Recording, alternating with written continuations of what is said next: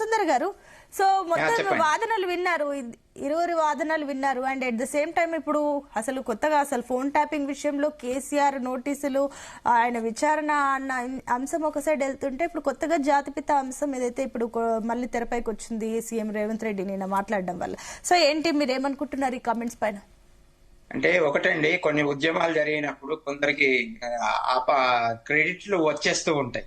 అయినంత మాత్రాన అవి ఇండివిజువల్ గా తమకు ఆపాదించుకోవడం అనేది కరెక్ట్ కాదు. నాడు గాంధీ గాని, నెహ్రూ కుటుంబం గాని, ప్రస్తుతం కేసీఆర్ కుటుంబం గాని. ఎందుకనంటే నాడు గాంధీ గారు స్వాతంత్రోద్యమం చేయించవచ్చు, సత్యాగ్రహం చేయించవచ్చు, నెహ్రూ కుటుంబం పార్టిసిపేట్ చేయించవచ్చు. కానీ ఈ దేశాన్ని రెండు ముక్కలు చేసింది కూడా అదే కుటుంబం, అదే గాంధీ గారు. అదే గాంధీ గారు ఉంటే భగత్ సింగ్ కానీ ఇంకెవరికి ఉరి పడేది కాదు. జగదంబకి వాళ్ళకు ఉన్నటువంటి పలుకుబడి కనుక నిజాయితీగా అప్పుడు వాడి ఉంటే భగత్ సింగ్ లాంటి యువ రక్తం బలిదానాలు చేయాల్సినటువంటి, ఉరికంబం ఎక్కాల్సినటువంటి అవసరం వచ్చేది కాదు. కాబట్టి కాంగ్రెస్ పార్టీ ఏం సచ్చీలత ఏం లేదు స్వాతంత్రం విషయంలో. గాంధీ గారు కానీ, గాంధీ గారికి పేరు వచ్చేసింది అంతే. ఇప్పుడు కేసీఆర్ గారు కూడా సేమ్. కేసీఆర్ గారు కూడా ప్రజల్ని అడ్డం పెట్టుకుని ఉద్యమాలు చేశారు తప్ప, యువకుల్ని బలిదానం చేసి ఉద్యమాలు చేశారు తప్ప,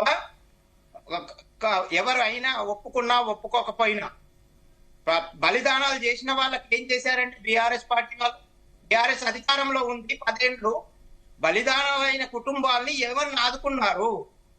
అదే శ్రీకాంతాచారి గారి తల్లి గారికి ఏం చేశారు?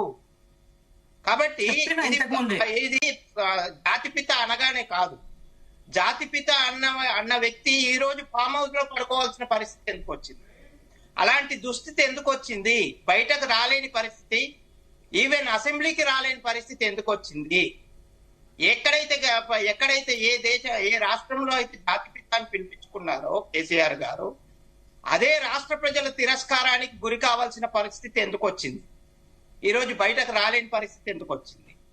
అంటే ఆ కుటుంబం పైన వచ్చినటువంటి అవినీతి ఆరోపణలు కాదా, ఆ కుటుంబం చేసినటువంటి నిరుద్యోగుల బలిదానాలు కావా, ఆ కుటుంబాలు చేసినటువంటి ఇంటర్మీడియట్ విద్యార్థుల బలిదానాలు కావా, ఆ కుటుంబం చేసినటువంటి కాళేశ్వరం లాంటి ఫెయిల్డ్ ప్రాజెక్ట్ ను చేపట్టడం కాదా, ఆ కుటుంబం చేసినటువంటి లక్షలాది కోట్ల రూపాయల ప్రజాధనం దుర్వినియోగం చేయడం కాదా, ఆ కుటుంబం చేసినటువంటి అవినీతి ఆరోపణలు, ఆ కుటుంబం పైన వచ్చినటువంటి అవినీతి ఆరోపణలు ఉన్నాం కదా నెగిటివ్ గా, వారిని ఎట్లా జాతిపితగా ఇంకా ప్రజలు భావిస్తారండి?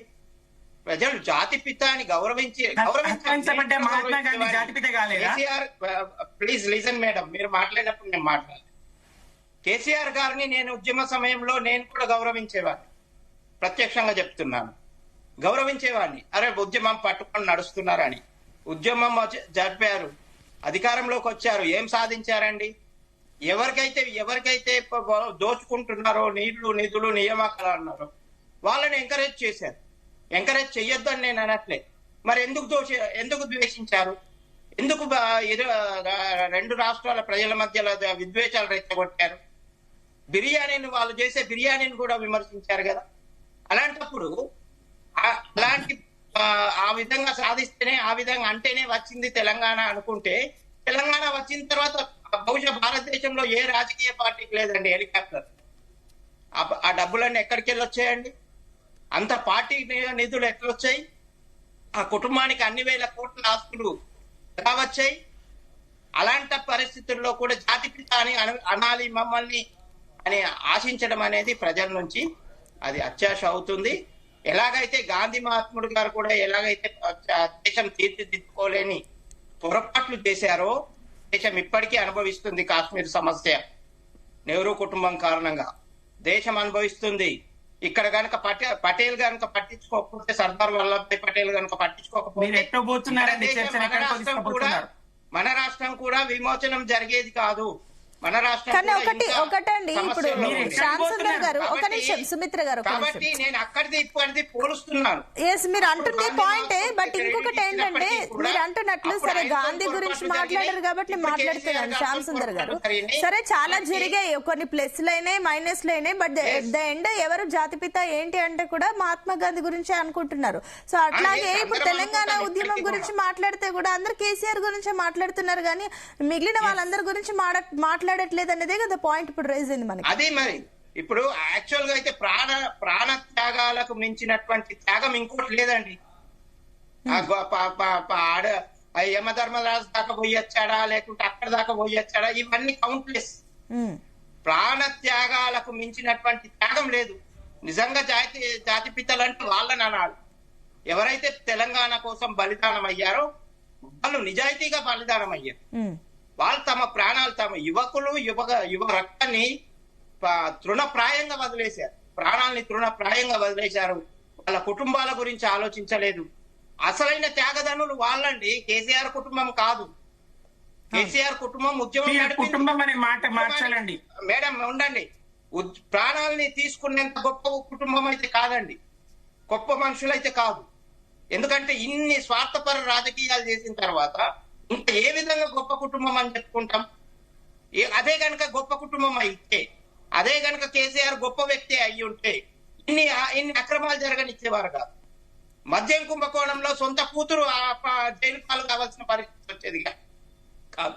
ఆ కుటుంబం పైన వచ్చినటువంటి ఆరోపణ ట్యాపింగ్ కేసు. ట్యాపింగ్ అంటే ఎంత నికృష్టమైన విషయం అంటే బెడ్రూమ్లలో కూడా జరిగిన విషయాలు బయటకు వచ్చాయి. మీరు మాట్లాడతారైతే ఇంతకన్నా దుర్మార్గం లేదు శ్యామ్ సుందర్ గారు. బెడ్రూమ్లలో ఏం చేస్తారండి? వీడియో కెమెరా ఇలాంటివన్నీ కూడా జరుగుతాయి. అంశాన్ని ఇవన్నీ చేసి మా కుటుంబాన్ని, మా కేసీఆర్ గారిని జాతిపిత అనాలంటే ఒకటి శ్యామ్ సుందర్ గారు, ఇట్లాంటి అంటే ఆరోపణలు చాలా ఉంటాయి కానీ వాటికి ప్రూఫ్స్ అయితే లేవు. మనం అట్లా మాట్లాడడం కూడా కరెక్ట్ కాదు. ప్లీజ్ నేను మళ్ళీ వస్తాను శ్యామ్ సుందర్ గారు. ఆరోపణలు వచ్చిన వ్యక్తి ఎప్పటికీ కూడా మచ్చని తొలగించుకోవాల్సిందే. శ్యామ్ సుందర్ గారు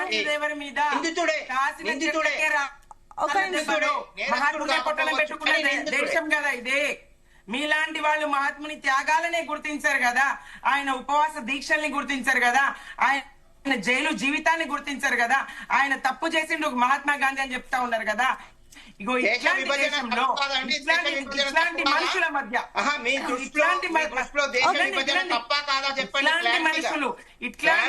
ఉన్న చోట ఇట్లాంటి విద్వేష మనస్తత్వం ఎట్లా మీరు గుర్తించగలుగుతారు?